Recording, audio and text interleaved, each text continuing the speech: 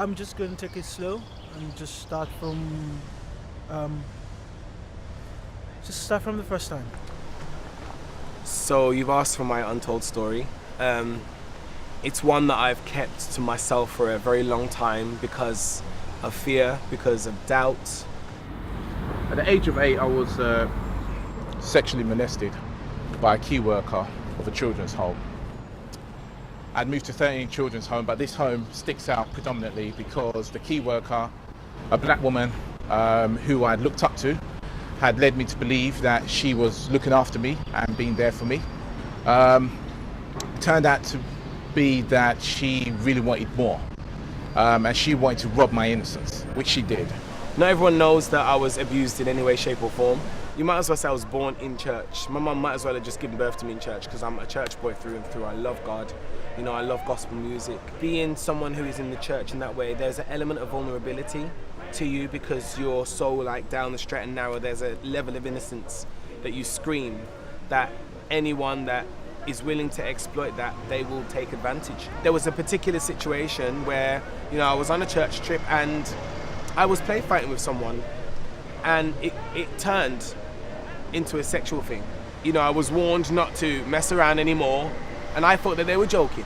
So I carried on. And then one thing led to another thing. And at one point I was pinned on the bed and I was told to shut up. The first time I was abused, I was 3. I know I was 3 because that was the last time my mother ever had a housemaid. She was supposed to bathe me, but I remember somewhere along the line, she was naked and I was between her thighs. I grew up in an African family, I grew up in an African country. You don't ask people what their ages was. You called everyone uncle. It was my father's friend's son. For whatever reason, I became a target. And one day we were home alone and I went into his room.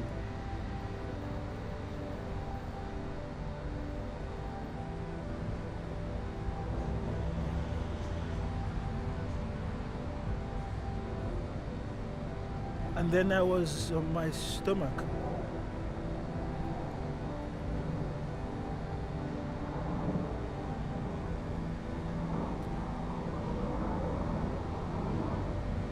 And then there was hair cream.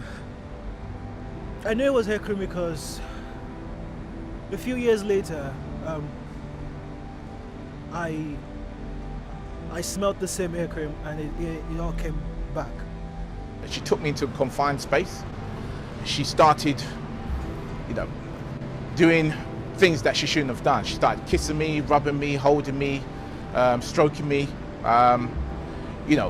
Who does this to an 8-year-old? It came to the point of where we had full-blown intercourse, well, she had full-blown intercourse with me. I remember her taking off her clothes, sitting down, naked, saying, come on top of me and, do whatever you want to me. I remember her putting me on top of her and striding her and riding her. Was a woman that I looked up to as close as my mother. She told me to wheel on her, not once, not twice. I remember 3 times.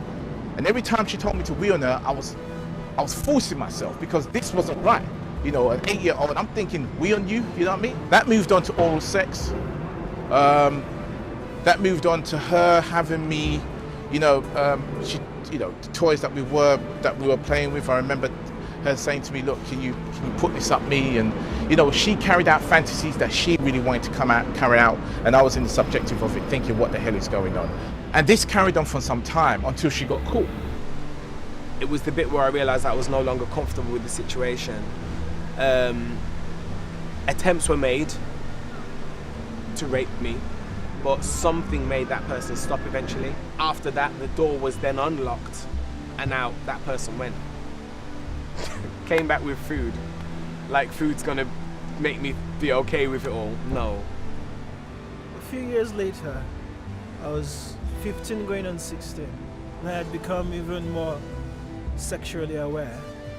And I was growing up in a country where sex wasn't discussed. So I met another person, another guy, and he invited me to his place for drinks. And I grew up in a very churchy background, so I said I don't drink. And then he said, well, you could always have a Pepsi. I said, I just want to be a friend. So I went. And then I was on my stomach again. And I'm not sure what happened to her. There was no psychological principles, there was no sanctioning from what I know. It was, okay, we need to take him to another children's home. And this is, it leads on to the point of where does it stop? You see the psychological state of mind of what a woman can do to you in regards to the way she grooms you to make you feel right. The way she, knows what you want as a mother to a child, knows what their child wants. I couldn't tell my parents because I thought it was a normal thing. I just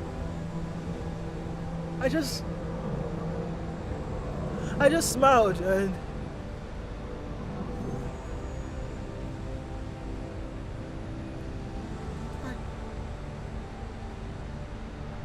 The one thing I'm grateful for now is the fact that I've had time to heal. I've sought my own kind of healing through God. Do you know what I mean? I've gone to God and said, this is a problem. You're going to have to deal with this. And somehow he's managed to baptize me in a love for that person that has enabled me to forgive that person. That person understands what they've done, and they too have forgiven themselves, which I find very important. The person's married, happily married with kids, and I'm admirable of someone who can abuse someone and then go on and just have a family and all of that. I'd like to have a family at some point. I'd like to have a wife. I'd like to have kids. When I was told about this and when I was asked to do this, the first thing I said was, are they going to see my face? And I said, I don't want my face. I don't want anyone to see my face. But I spoke with one of the crew members and he said, it's actually your face that brings the strength to your story. It's actually your face that makes you less of a victim. I had a shotgun ready to go and get the people that actually done this shit to me. I was actually looking to murder people because I felt that they'd robbed me of my innocence. If the West Indian culture, and I can only speak for the West Indian culture, if they start changing their ways, start talking to their kids, the children have shit that goes on all the time. From a teenager to an adult, you always have shit that you're going through. You can speak to your mom, you can speak to your parents. If we foster that type of communication, half the shit that's happening now wouldn't be happening. The black community doesn't speak up about this kind of thing because I think there's an element of, we feel like as if it's an element of weakness. We acknowledge ourselves as strong, powerful people, which in my opinion, we are. We are very strong, we are powerful. We've built countries, cities, we've built so much. But I find strength in doing this because not only is it going to help someone else, but it's a testimony. And if you don't speak your testimony, then no one gets the glory.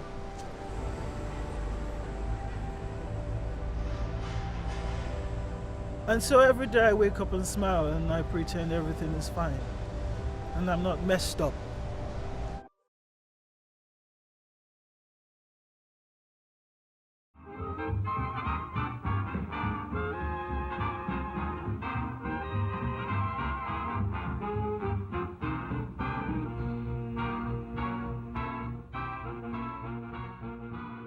When I was first sexually abused, I was 12 years old. Just because my hair is curly, just because my teeth are pretty, or just because I always wear a smile. The woman I was involved with when I was 15, she related to one of my peoples. I was 7 years old when sexual abuse first occurred. Yeah, like it's fresh because like when I go back round the way, like I seen her recently. Wow. And I was disgusted, yo. Wow. When I was 12 years old, I was at an AAU tournament, and traveling back from the tournament, I was in a van with some of my teammates and older teammates, or older players who were a part of the same organization. it was very much what I would like to call a dick showing contest. And boys being boys at that age were being joking and somewhat humorful, but the humor then went too far when my head was placed in the boys' genitals and forced to perform oral sex on multiple boys. I was on my way to the barbershop. There was a gentleman that we knew in the community. He was always around, and we would see him all the time. He would speak. He would speak to my grandparents and things of that nature. He was sitting in the car. He called me over to the car. The door to the barbershop was at my left. The door to his car was at my right. He called me in particular to tell me he was going to give me some money. Come to the car. Hey, I got some money for you. And I'm like, oh, okay. So I'm looking at he always gave us change and money and dollars and stuff. So he said, well, this time you have to get in the car. I was first sexually abused when I was 8 years old. It was by a family friend who was supposed to be watching me while my mother was out of town for work. This woman had helped my mother a lot. She helped my mother get a job, and my mother considered her to be a friend. I was at her house, and I like wet the bed or something. I don't know what it was, but so she stripped me naked and told me to lay in the bed with her. And I noticed that she was also naked. And she asked me to look at her. And she just proceeded to touch me. And I'm like, I got to get in the car. And he was like, yeah, you have to get in the car. And I'm like, okay. But it felt weird getting in the car because I knew that I wasn't supposed to be in this vehicle. You get what I'm saying? Because my parents, we were always taught not to talk to strangers, not to go to people's houses and get in people's cars. So I get in the car, and he was like, oh, I have the money for you, but you have to take off your clothes. I'm like, take off my clothes, take off my pants. He like, yeah, and I was like, no, I can't do that. And he was like, yeah, you have to take off your clothes to get the money. So I'm like, take off my clothes and get the money, and all of a sudden the car pulls off. So the car pulls off with me in the car, and I'm pulling past my grandmother's street. And the first thing I'm saying is I'm looking like down the street as if I'm trying to say, hey, somebody see me in this car. And he was like, oh, they know, it's not a problem. They know or whatever. Like, you can go with me, it's not a problem. And we went somewhere on some street, and, I was forced to get in the back seat of the car, and a sexual abuse took place in the back seat of the car. And then I was driven back to the barbershop and given the money and told not to tell anybody. So when I got out of the car and went in the barbershop, I was literally sitting in the barbershop trying to figure out what just happened. She touched me here, in this way and that way, and I don't remember it that way. I remember the first thing I remember is when the next day she dropped me at my bus stop. And I remember being not sure how to feel about it, because I've always liked women, you know what I'm saying? And there's always been a attraction. So on one hand, I didn't know if I was cool, like if this is something that was good or if it was bad. But I do remember being completely terrified to tell my mother. It was a memory that has haunted me. It's also a memory that I continue to ask myself, why? At the time, I did not share my abuse with anyone. Nobody knew besides teammates that I had played with. So it was one of those things that it happened. You don't know what happened. You don't even have words at 7 years old to explain what happened. You just know something happened. So I never said anything to anyone. The second rape took place when I was 27 years old. I had met a guy on Grindr, and we had actually gone on a date prior to the rape. I had invited him actually to my recording studio in Chicago. He had spent time with actually people who I knew, co-workers actually in the studio. We had had a nice rapport, had a laugh, smoked weed, listened to music. It was generally a nice encounter, a nice environment, and I had no problem going on a second date with him.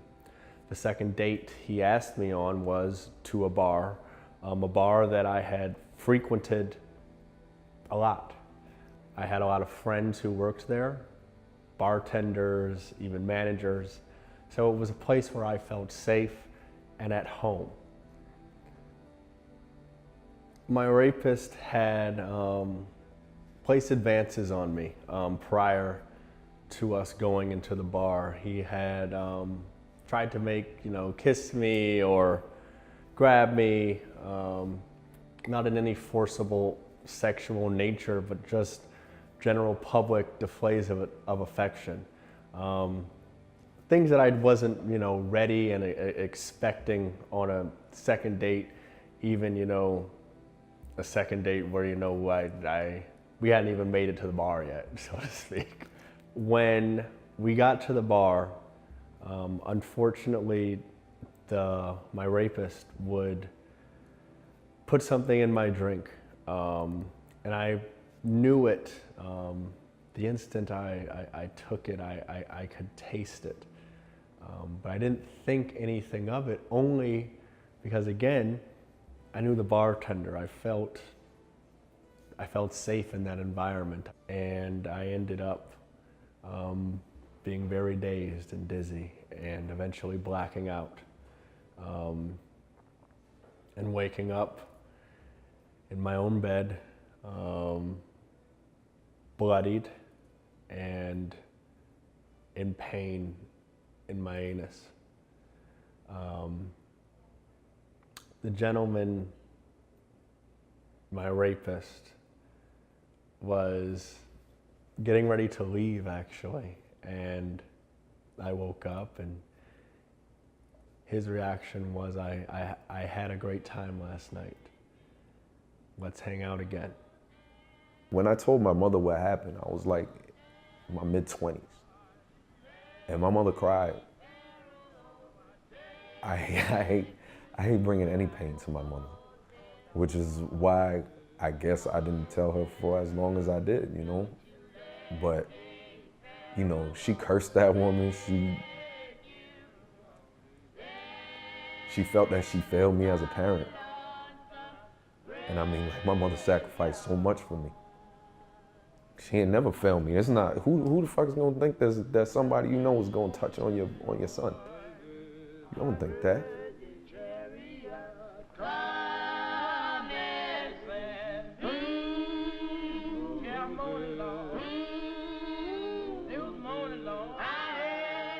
So at 28, I was at a hotel room, and it was in New Jersey. And it was here. I came up to pick up some clothes. I had some customers up here. One of their friends came to pick up some clothes from the hotel room. When he got there, everything was normal. Everything was completely normal. Normal activity, normal conversation. He told me that he was hot. It was hot in the room. So, I mean, he might have been hot. He had just came from outside. It was hot outside that particular day. So he asked me, can he take off his shirt? And I said, oh yeah, you can take off your shirt or whatever.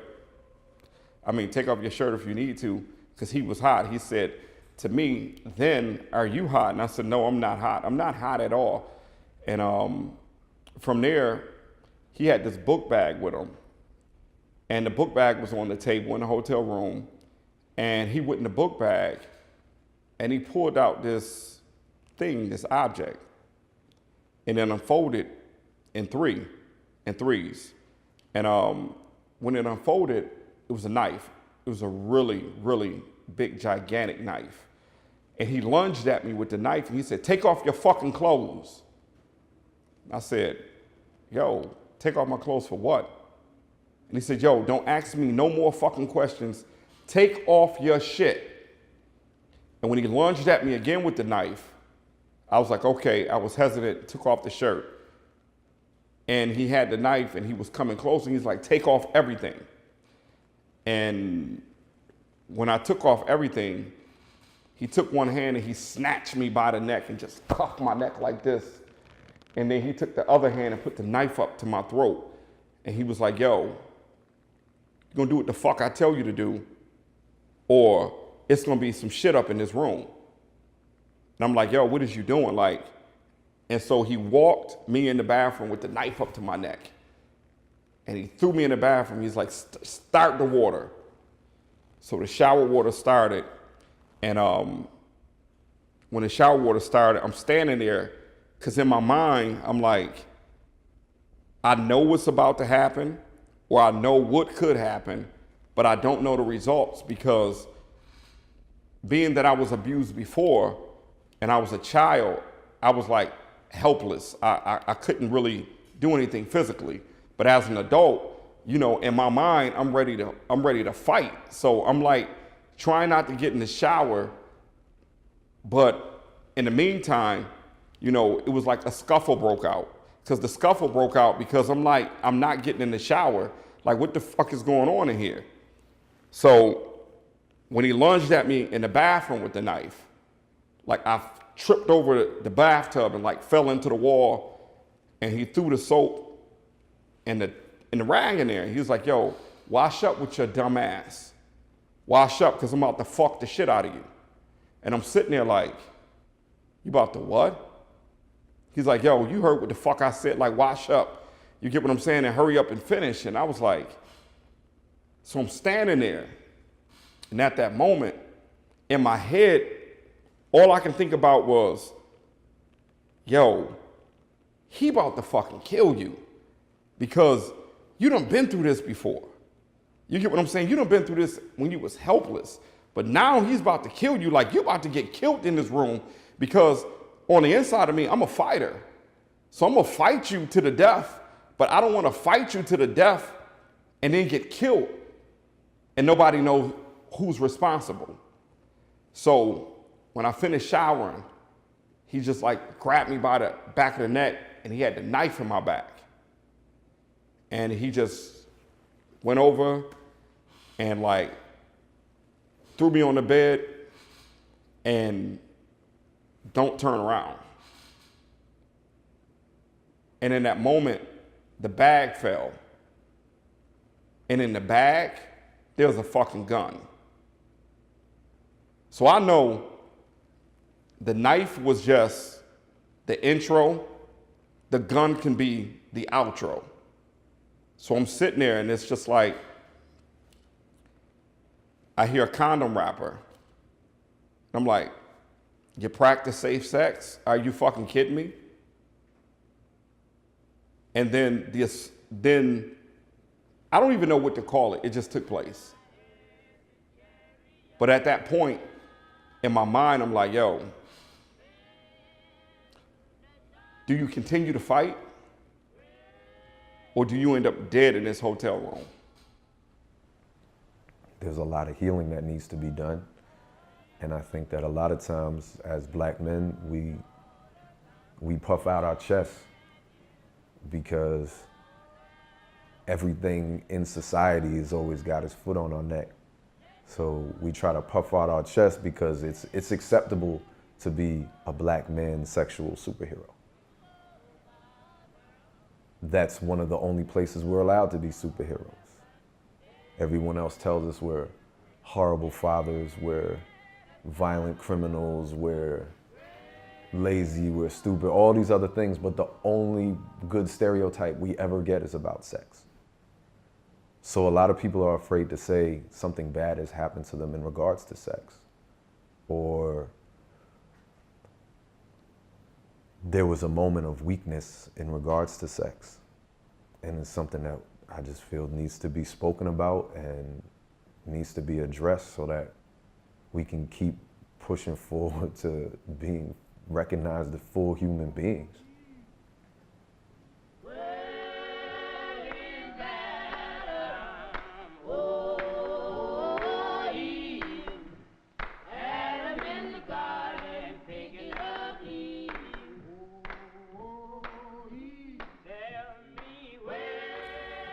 It's important to me to speak about my sexual assault and my rape because I know there are many men, as well as many women, as well as many transgendered, who are sexually assaulted and raped every day. Sometimes by the same person or by different people. And it's painful and sickening that these people are not given a voice and have to live with this pain, and in some cases feel ashamed of what happened to them, but it's not their fault. And I applaud those who have survived this and continue to live their lives with their heads up high. And to those who aren't able to lift their heads up high, I know that one day they will, and we will continue to deal with it, and we will get through it.